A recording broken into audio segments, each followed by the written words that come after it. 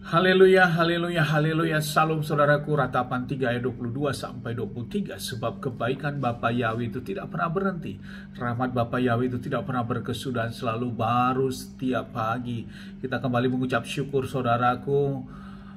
Oleh karena kebaikan dan rahmat Bapa ya, kita bisa kembali bangun pagi pada pagi hari ini. Renungan pagi KPI Mayim Kaim pada hari Kamis tanggal 19 Agustus 2021 atau pada tanggal 11 Elul 5781 yang merupakan kelanjutan dan pembacaan renungan Torah kita diambil dari kitab Ulangan atau Devarim 18 ayat 18, 19 dan 22 yang berkata demikian saudaraku.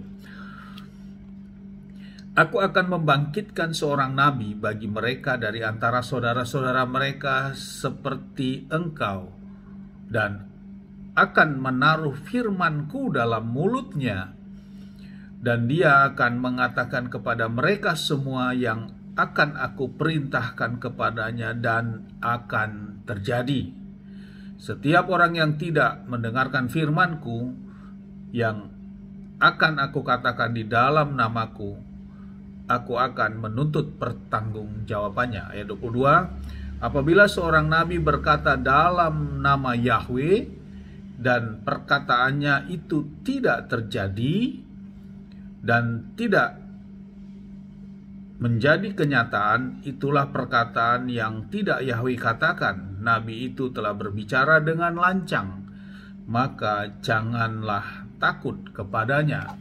Saudaraku, perikop yang baru saja kita dengar dari bacaan firman ini adalah tentang nabi benar dan nabi palsu.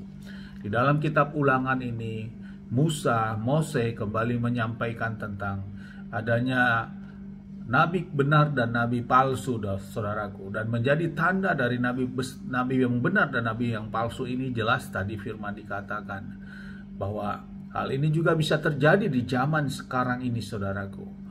Berbicara suara nabi atau nabiah ini, suara kenabiahan ini, saudaraku, bisa saja diizinkan, saudaraku. Yang menjadi perbedaannya, pertama, nabi yang benar atau suara nabiah yang benar itu adalah apabila orang tersebut, nabi tersebut atau orang yang diurapi tersebut mendapat pernyataan langsung dari Bapa Yahweh, saudaraku.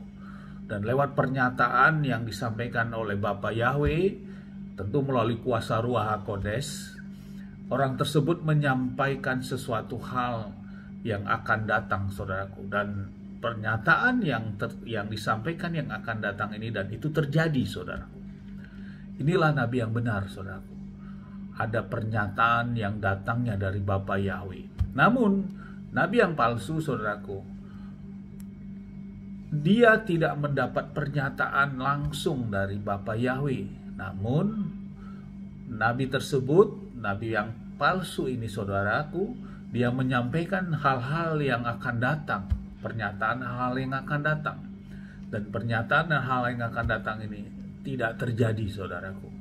Jadi inilah yang membedakan.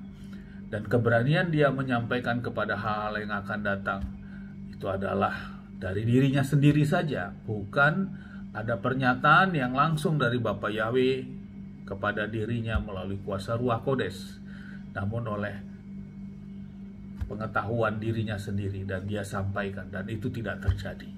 Jadi inilah yang membedakan antara nabi yang benar dan nabi yang palsu, saudaraku. Berbicara dalam konteks kenabian atau nabiah.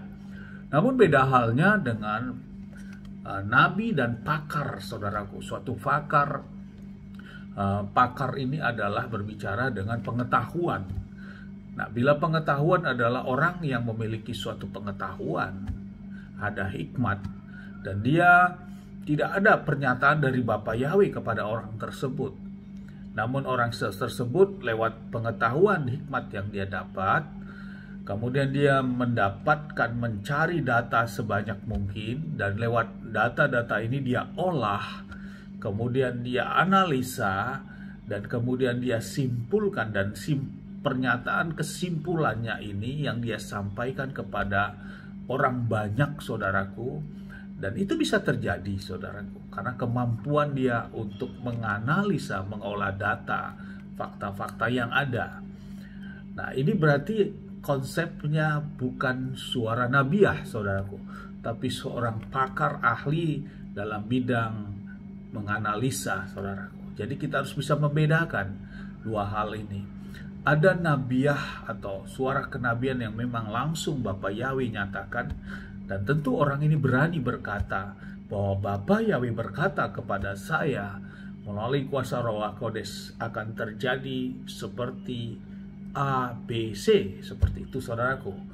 Namun nabi yang palsu adalah tidak ada suara atau pernyataan Bapa Yahweh kepada orang tersebut, tapi dia berani mengatakan tentang akan terjadi A, B, C, saudaraku, dan itu tidak terjadi.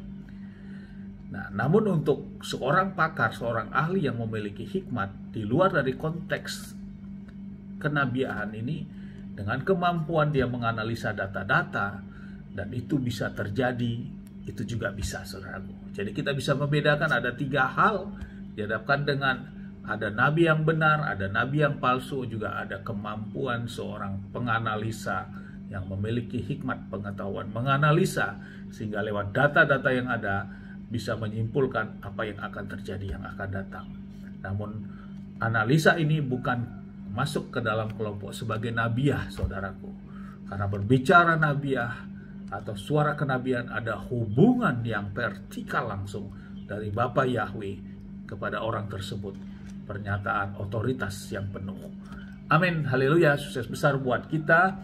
Sehingga kita, saudaraku, dalam hal pernyataan-pernyataan yang terjadi saat ini, bahkan suatu pengajaran-pengajaran yang terjadi, yang menyikapi situasi keadaan dunia saat ini, kita tetap meminta roh kepekaan di dalam kita, dan semuanya kita uji di dalam firman Bapa Yahweh.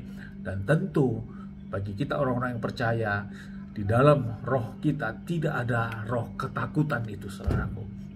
Karena di dalam kita ada roh Bapa Yahweh, dan di dalam roh Bapa Yahweh ada kemerdekaan, ada kebebasan, saudaraku. Tidak ada rasa ketakutan, tidak ada rasa keterikatan. Namun roh kita tetap menyala-nyala kepada Bapa Yahweh, dan kita lakukan kekudusan itu. Amin, sukses besar bagi kita semua, maju terus dalam iman. Dari tempat ini saya berdoa Bapa yang memberkati dan melindungi kita semua dimanapun kita berada. Bapa yang menyinari wajahnya kepada kita, memberikan kita kasih karunia. Bapa yang menghadapkan wajahnya kepada kita, memberikan kita damai sejahtera. Apapun yang kita kerjakan, apapun yang kita lakukan sepanjang hari ini, semuanya menjadi berhasil. Dan kita orang-orang yang percaya kepada Bapa Yahweh, kita tidak permalukan, dan janji firman hidup kita diberkati. Amin, haleluya. Shalom, saudaraku.